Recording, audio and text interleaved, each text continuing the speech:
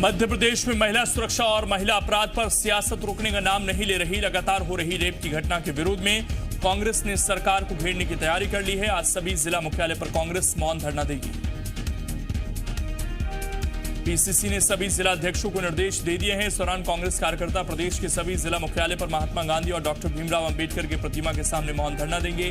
कांग्रेस ने आंदोलन का ऐलान बीजेपी शासित राज्यों में बेटियों पर बढ़ते अत्याचार को लेकर किया है। एमपी में लगातार हो रही रेप की घटनाओं के विरोध में महिला कांग्रेस ने प्रदर्शन किया। सीएम शिवराज सिंह चौहान को रेप रोकने में नाकाम बताते हुए पुतला फूंका। महिला कांग्रेस कार्यकर्ताओं ने कहा कि सीएम शिवराज बेटी बचाओ बेटी पढ़ाओ की बात करते हैं, लेकिन प्रदेश में बेटियां सुरक्षित नहीं। पूर्व मंत्री पीसी शर्मा ने भी शिवराज सरकार पर जमकर हमला बोला।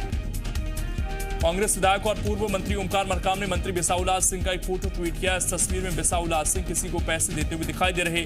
ओमकार मरकाम ने ट्वीट में लिखा है कि इस तस्वीर की जांच कर इस पर कड़ी कानूनी कार्रवाई की जाए।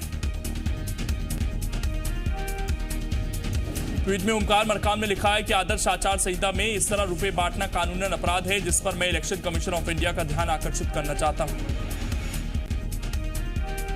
माधांता से बीजेपी के संभावित प्रत्याशी नारायण पटेल एक सभा में लोगों से कांग्रेस को वोट करने की अपील कर बैठे, लेकिन मंच पर बैठे दूसरे लोगों ने जैसे उन्हें गलती का एहसास करवाया तो उन्होंने अपनी गलती सुधार ली। दरअसल नारायण पटेल कांग्रेस छोड़कर बीजेपी में शामिल हुए हैं और खंडवा की माधांता विधानसभा से बीजेपी के उम्मीदवार हैं। माधांता में एक सभा को संबोधित करते हुए नारायण पटेल ने लोगों से अपील की कि जब वो वोट देने जाएं तो उन्हें सिर्फ पंजा दिखना चाहिए। खंडवा के माधांता में अरुण यादव ने ज्योतिरादित्य सिंधिया और बीजेपी उम्मीदवार नारायण पटेल पर जमकर निशाना साधा। उन्होंने ज्योतिरादित्य सिंधिया को देश का गद्दार और नारायण पटेल को खोटा सिक्का बताया। उन्होंने कहा कि कांग्रेस कार्यकर्ताओं ने कड़ी मेहनत कर पिछले चुनाव में नारायण पटेल को विधायक बनवाया था, लेकिन वो खोटा सिक्का निकले। उन्होंने कहा कि अगर पहले से पता होता तो खोटा सिक्का कुएं में डाल देते, बाजार में नहीं चलाते। उन्होंने कहा कि उपचुनाव टिका बिकाऊ के बीच का है, जनता इस उपचुनाव में सबक सिखाएगी। कृषि मंत्री कमल पटेल भी मान रहे हैं कि एमपी में बीज के नाम पर फर्जीवाड़ा किया जा रहा है, किसानों के साथ धोखा हो रहा है। कृषि मंत्री का कहना है कि इस तरह का फर्जीवाड़ा करने वाले 100 से ज्यादा कंपनियों को लाइसेंस रद्द किया जा चुका है। भोपाल में खाद्य मंत्री बिसाहुलाल सिंह के खिलाफ कांग्रेस ने चुनाव आयोग में शिकायत की है और उन्हें मंत्री पद से हटाने की मांग रखी है। कांग्रेस का आरोप है कि बिसाहुलाल सिंह के विधानसभा क्षेत्र में गेहूं का भंडारण कर कालाबाजारी की जा रही है, जिससे चुनाव के लिए फंडिंग की व्यवस्था हो सके। छत्तीसगढ़ में आज सुपोषण अभियान की पहली वर्षगांठ मनाई जा रही है। इस मौके पर सीएम भूपेश बघेल आंगनबाड़ी कार्यकर्ताओं को यूनिफॉर्म वितरण का शुभारंभ करेंगे। पूरा कार्यक्रम सीएम आवास से वीडियो कॉन्फ्रेंसिंग के जरिए शाम 5:30 बजे से शुरू होगा। इस मौके पर सीएम भूपेश बघेल मुख्यमंत्री सुपोषण अभियान से संबंधित कॉफी टेबल बुक और महिला एवं बाल विकास विभाग की पत्रिका का विमोचन भी करेंगे।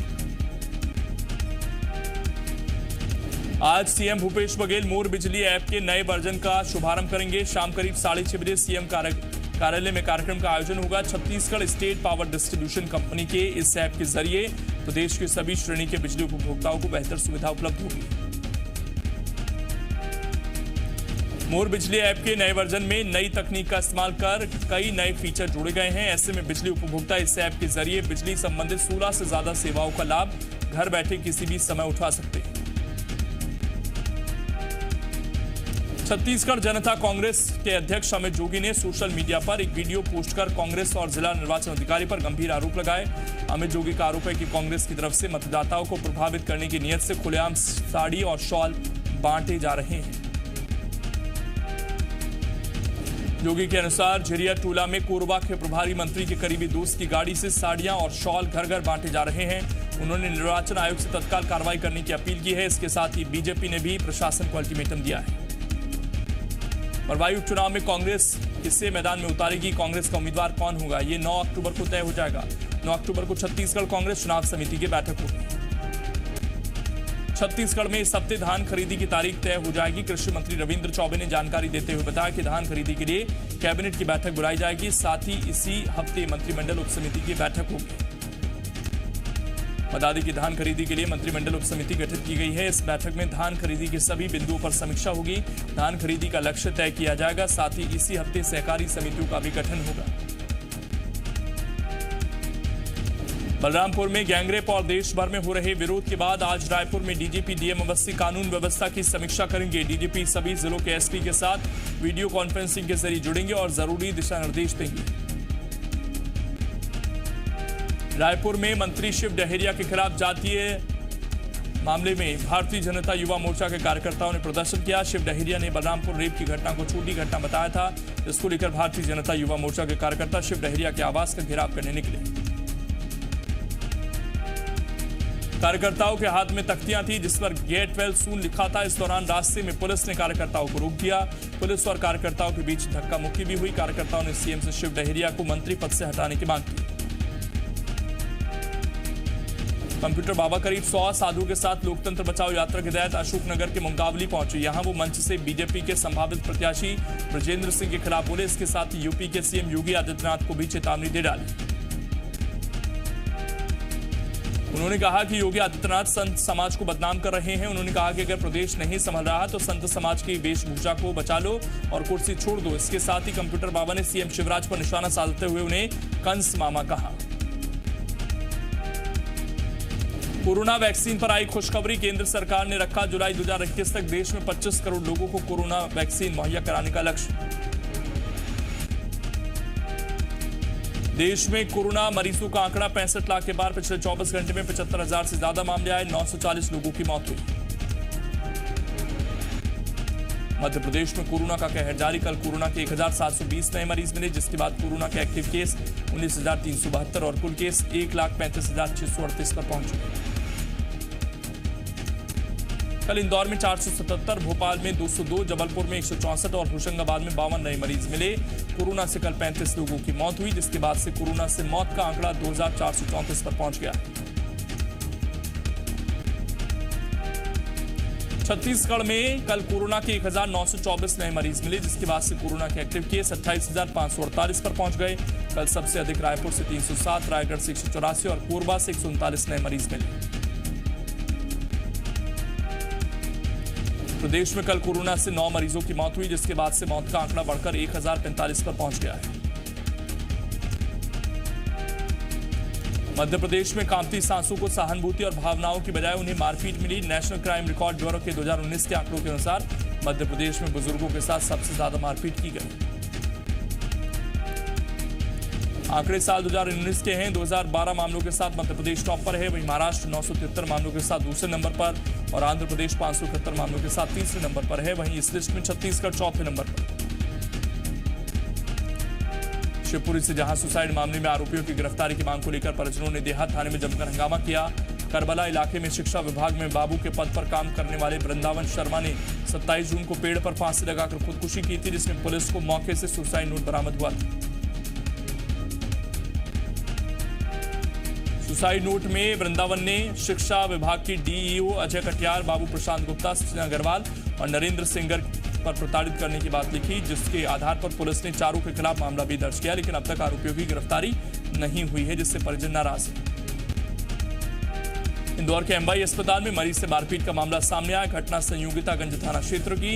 एक शख्स एक्सीडेंट के बाद एमएलसी कराने पहुंचा था। उसका आरोप है कि चोट लगने के बावजूद डॉक्टरों ने इलाज करने की जगह करीब 1.5 घंटे बैठाए रखा। पीड़ित का आरोप है कि इलाज करने की बात करने पर डॉक्टर भड़क गए। उन्होंने न केवल मरीज से बल्कि उसके साथ आए पुलिस कर्मियों से मारपीट की। यहां तक कि कवरेज करने पहुंचे मीडिया कर्मियों से धक्का मुक्की की। फिलहाल पुलिस घटना की जांच कर रही है। अंबिकापुर मेडिकल कॉलेज में एक बार फिर लापरवाही सामने आई है। आरोप है कि 24 दिन के बच्चे को गलत ग्रुप का ब्लड चढ़ा दिया गया जबकि बच्चे को ब्लड की जरूरत ही नहीं थी। परिजनों ने डॉक्टर और नर्स पर लापरवाही का आरोप लगाकर जमकर हंगामा किया। परिजनों के मुताबिक बच्चा कमजोर पैदा होने की वजह से वेंटिलेटर पर रखा गया था। वहीं ड्यूटी डॉक्टर ने अपना पल्ला झाड़ते हुए कहा कि ब्लड की जरूरत होती तो परिजनों से ब्लड मंगवाया जाता।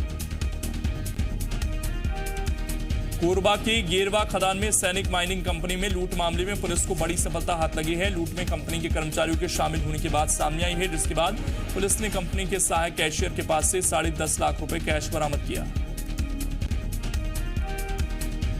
पुलिस का कहना है कि जल्द ही सभी आरोपी पकड़ लिए जाएंगे। आपको बता दें कि शनिवार देर रात गार्ड को बंधक बनाकर कंपनी में करीब 30 लाख की लूट को अंजाम दिया गया था। राजनांदगांव में एक स्कूल शराबियों का अड्डा बन गया है। शराब तस्कर भी स्कूल को गोदाम बनाकर इस्तेमाल कर रहे हैं। दरअसल स्कूल में कोरोना जांच शिविर लगाया जाना है। इसको लेकर स्कूल की साफ सफाई की गई। इस दौरान स्कूल के शौचालय में शराब की बोतल मिली। स्कूल की प्रिंसिपल पूजा श्रीवास्तव ने बताया कि लॉकडाउन में स्कूल बंद था। आज देखा गया तो शौचालय और बाउंड्री गेट का ताला टूटा हुआ था।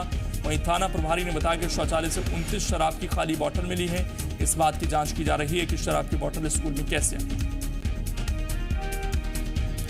इंदौर में पुलिस ने 11 महिला चोरों को गिरफ्तार किया। इन शातिर महिला चोरों के पास से कैमरा, मोबाइल सहित 4 लाख रुपए का सामान जब्त किया गया है।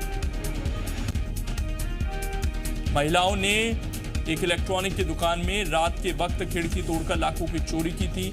सामान के बंटवारे को लेकर महिला चोरों में बहस हो गई, जिसके बाद मुखबिर की सूचना पर एमजी थाना पुलिस ने कार्रवाई करते हुए सभी महिला चोरों को गिरफ्तार कर लिया। भोपाल के बैरागढ़ में रेप की वारदात सामने आई। आरोप पीड़िता के परिचित पर ही लगा है। शिकायत पर पुलिस ने 3 आरोपियों को गिरफ्तार कर लिया है। घटना की जानकारी मिलते ही स्थानीय लोगों ने आरोपी की जमकर पिटाई कर दी। मौके पर पहुंची पुलिस ने आरोपी को इलाज के लिए हॉस्पिटल में भर्ती कराया। साथ ही उसके 2 सहयोगियों को गिरफ्तार किया है। धार में क्राइम ब्रांच और गंधावनी पुलिस ने मिलकर अंधे कत्ल का पर्दाफाश किया। महिला के प्रेमी और दोस्त ने महिला की शव को हत्या जला दिया था। पुलिस ने आरोपी दोस्त को गिरफ्तार कर लिया है।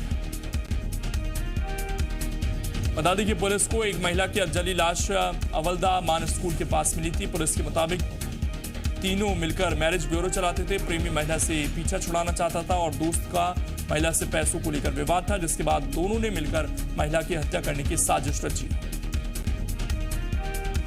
अशोकनगर के बहादुरपुर इलाके में एक ट्रक से 30 गौवंश और 45 पेटी अवैध शराब जब्त की गई। गौवंश की तस्करी की सूचना पर पुलिस ने ट्रक का पीछा किया। पुलिस को पीछा करते देख ड्राइवर और क्लीनर इकोदिया के पास ट्रक छोड़कर फरार हो गए।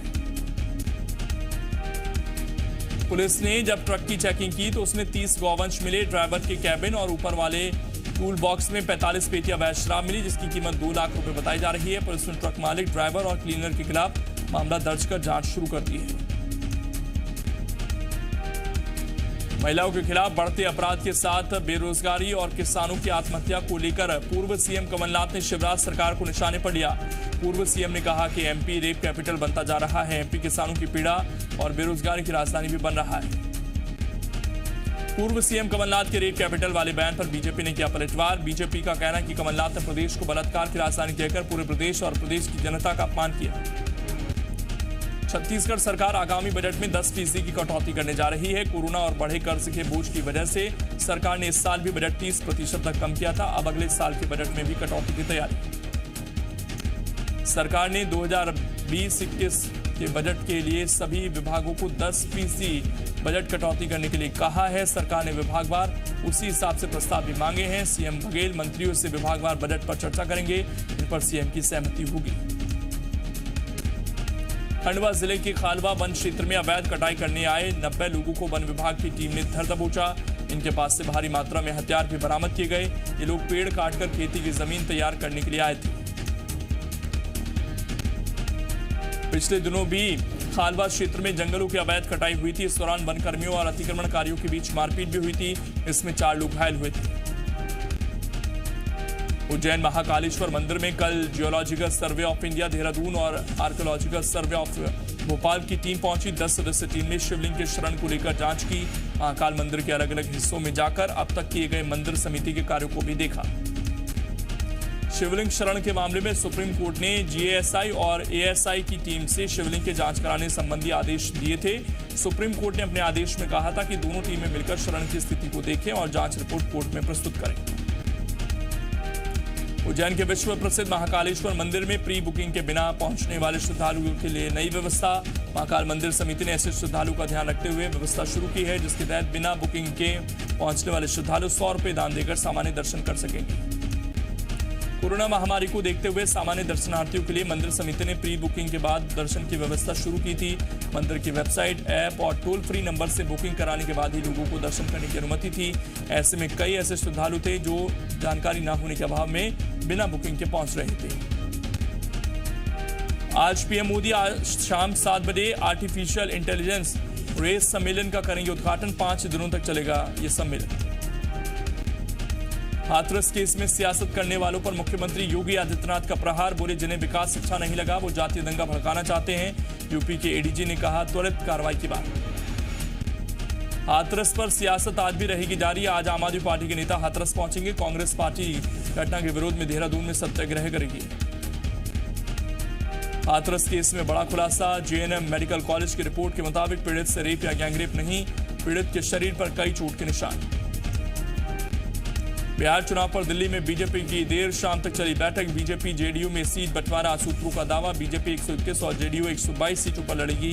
5 सीटों पर जीतन मांझी को दी जाएंगी। बिहार में एनडीए गठबंधन में दरार, एलजेपी का नीतीश कुमार के नेतृत्व में चुनाव लड़ने से इनकार। जेडीयू उम्मीदवार के खिलाफ मैदान में उतरने का किया ऐलान। पश्चिम बंगाल के उत्तर 24 परगना जिले में बीजेपी नेता मनीष शुक्ला की गोली मारकर हत्या। पुलिस स्टेशन से थोड़ी ही दूरी पर वारदात। राज्यपाल ने पुलिस अफसरों को तलब किया। पंजाब में आज भी जारी रहेगा कांग्रेस सांसद राहुल गांधी का ट्रैक्टर यात्रा का कार्यक्रम। कल मोगा में कहा कांग्रेस की सरकार बनी तो किसानों से जुड़े नए बिलों को कूड़ेदान में फेंक देंगे। चीन को मुंहतोड़ जवाब देने के लिए संयुक्त रूप से तैयार सेना और वायुसेना। पूर्वी लद्दाख में दोनों सेनाओं ने साझा ऑपरेशन के जरिए चौकसी बढ़ाई। दुश्मन को रिश्वत देने की शिकस्त देने की तैयारी। अमेरिकी राष्ट्रपति डोनाल्ड ट्रंप की तबीयत में तेजी से सुधार। अस्पताल के बाहर खड़े लोगों का हाथ हिलाकर अभिवादन किया। जल्द ही मिल सकती है छुट्टी। इजराइल में प्रधानमंत्री बेंजामिन नेतन्याहू के खिलाफ प्रदर्शन। कोरोना लॉकडाउन के बावजूद हजारों लोग सड़क पर उतरे।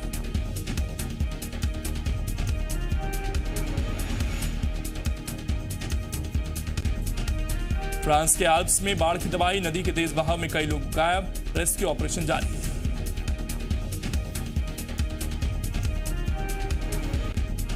यूपी के गौतम बुद्ध नगर में एक रात में 3 एनकाउंटर से बदमाशों के हौसले पस्त। ग्रेटर नोएडा में एक शराब तस्कर घायल। नोएडा में हशीश के साथ 2 बदमाश गिरफ्तार। 25,000 का इनामी बदमाश भी गिरफ्तार। मुंबई की कटलरी मार्केट में लगी भीषण आग। दमकल की 9 गाड़ियों ने कड़ी मशक्कत के बाद आग पर पाया काबू। शारजाह में खेले गए आईपीएल मुकाबले में क्विंटन डी कॉक की धमाकेदार पारी। मुंबई इंडियंस ने सनराइजर्स हैदराबाद को 34 रन से हराया। सुहाली खान को बर्थडे पर भाभी करीना ने दी खास बधाई। लिखा मजाकिया, कूल, समझदार और सपोर्ट करने वाले। एक्टर अर्जुन बिजलानी की पत्नी नेहा कोरोना पॉजिटिव। एक्टर ने ट्वीट कर दी जानकारी। यह है मोहब्बत की एक्ट्रेस भी कोरोना पॉजिटिव। दिव्यांका त्रिपाठी ने किया शादी के 8वें वचन का खुलासा। इंस्टाग्राम पर पति विवेक के साथ शेयर की खूबसूरत फोटो।